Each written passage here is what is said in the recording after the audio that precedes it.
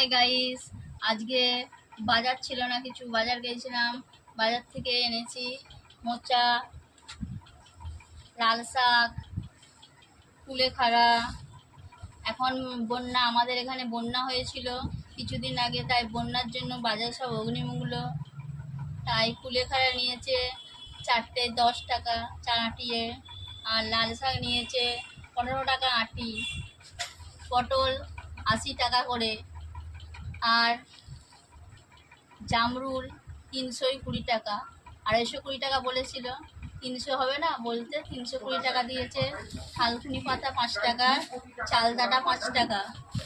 আর এই মোচাটা নিয়েছে 60 টাকা বলেছিল, 55 টাকা নিয়েছে। কি করে জানবো এখন? মোচাটা রান্না করলে বোঝা যাবে কীরকম স্বাদ হবে।